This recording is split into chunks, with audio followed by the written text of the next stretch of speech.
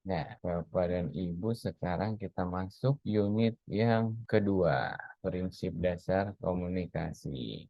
Bahasan kita kali ini yaitu tentang komunikasinya sendiri, kemudian ada bahasan tentang komunikasi visual. Di komunikasi kita akan membahas tentang definisinya, kemudian jenis-jenis media komunikasi. Sebenarnya ini udah umum sih. Oke, apa sih komunikasi? Teman-teman boleh sharing? Komunikasi bisa dikatakan bagaimana kita berinteraksi antara orang satu dengan orang yang lainnya, baik itu komunikasinya berbentuk apa namanya? Dari bentuk tubuh, gerakan itu bisa disebut juga dengan komunikasi atau berbentuk seperti desain grafis itu juga komunikasi. Ya, kurang lebih seperti itu komunikasi, yaitu proses penyampaian informasi, bisa pesan, bisa ide, bisa gagasan, dari satu pihak kepada pihak lain. Dengan kata lain, kalau misalnya kita lihat di ilustrasi ini, komunikasi merupakan suatu proses penyampaian pesan dari komunikator, yaitu yang memberikan pesan, pada komunikan, yaitu penerima informasi melalui saluran channel tertentu. Selanjutnya ada jenis-jenis media komunikasi berdasarkan bentuknya. Ada media cetak. Nah, kalau untuk media cetak, kira-kira settingan warna yang tepat di aplikasinya apa? CMYK, Pak. CMYK, mantap. Lanjutkan. Ada media audio. Selanjutnya ada media visual. Nah, ini ada tiga bahasan yang akan kita bahas mulai dari definisi, kemudian unsur komunikasi visual, kemudian prinsip komunikasi visual. Oke, definisinya, komunikasi visual merupakan sebuah rangkaian proses penyampaian informasi atau pesan kepada pihak lain dengan penggunaan media penggambaran yang hanya terbaca oleh indera penglihatan. Komunikasi visual ini bisa berupa kombinasi seni, bisa berupa lambang, tipografi, gambar, ilustrasi, dan warna. Objek visual menjadi komponen utama pada penyampaian pesan, desain, perspektif komunikasi cenderung menekankan sebagai proses penyampaian pesan dan komunikator kepada komunikan. Jadi biasanya objek-objeknya yang mudah dikenali oleh komunikan ya, penerima pesannya ya. Nah, ini ada unsur-unsur dari komunikasi visual. Ada garis, yaitu fungsinya untuk membimbing mata kita bergerak dari satu bagian ke bagian yang lain. Kemudian ada bentuk, bentuk sebenarnya garis yang tertutup ya. Ketika suatu garis ujungnya bertemu dengan ujung garis lainnya akan membentuk sesuatu. Kemudian ada warna, ya merupakan salah satu unsur yang penting di desain karena warna merupakan implementasi atau perwujudan makna dari suatu filosofi. Selanjutnya ada tata letak atau sering disebut layout, merupakan salah satu hal dasar yang sangat diperlukan ini, jadi memudahkan juga pembaca dalam memaknai dan mengerti arah desain kita. Tips dari saya, sebelum teman-teman mendesain di komputer, biasakan di sketsa dulu, bikin layoutnya minimal.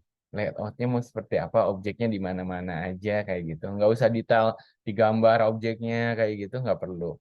Ke tipografi. Di sini kita menyusun dan mengatur tata letak huruf dan jenis huruf. Biasanya kalau misalnya punya waktunya luang nanti, nah huruf-huruf itu bisa diatur juga. Tapi kan balik lagi ya, jangan jadi prioritas utama tipografinya. Nanti teman-teman ngatur huruf satu-satu tata letaknya kayak gitu, tapi ternyata waktunya untuk poin-poin penting yang lainnya malah ketinggalan. Ada dua jenis huruf ya, ada serif dan sans serif. Apa bedanya? Berkail dan tidak berkail. Berkail nanti. Oke, ada topinya, ada yang nyebut kail, ada yang nyebut topi gitu kan ya. Kaki. Ada Ada yang kaki.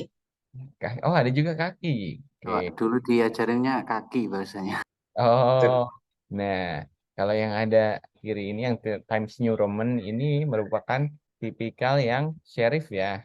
Serif. Nah, untuk yang sebelah kanan layar bapak-bapak dan ibu-ibu ini merupakan yang sans serif, yang nggak ada topi-topinya, nggak ada tajem-tajemnya.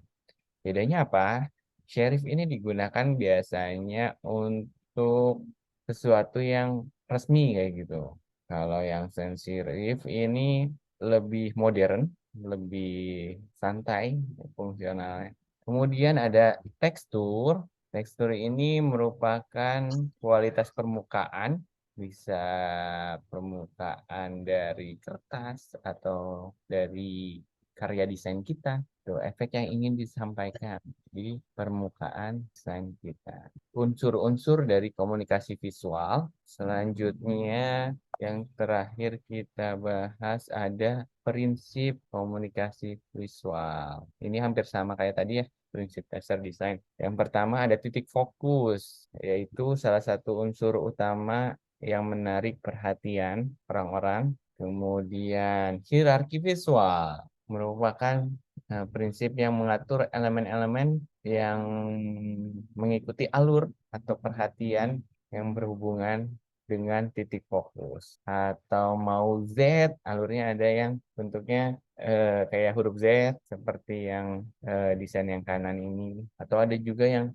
N, macam-macam. Tinggal diatur teman-teman hierarki visualnya mau seperti apa, ini bisa diperhatikan. Selanjutnya ada ilustrasi. Ilustrasi ini sebenarnya lebih ke hubungan antara subjek desain dengan tulisan atau menjelaskan tulisan gitu. Kayak di komik ada, selain ada ceritanya, ada penekanan ilustrasi gambarnya. Selanjutnya ada kontras. Ini dua unsur yang saling tumpang tindih sebenarnya. Terang lawan gelap, tekstur lembut lawan tekstur kasar. Nah, ketidakselarasan ini justru membangun harmoni tersendiri karena keduanya saling melengkapi satu sama lain.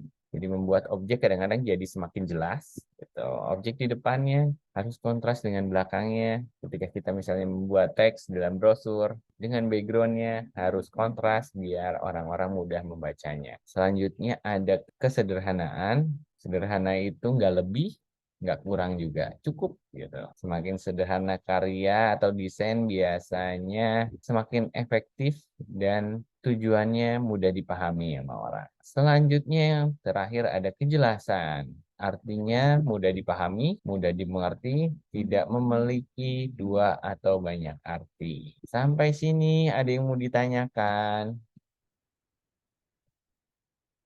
Selesai deh. Alhamdulillah.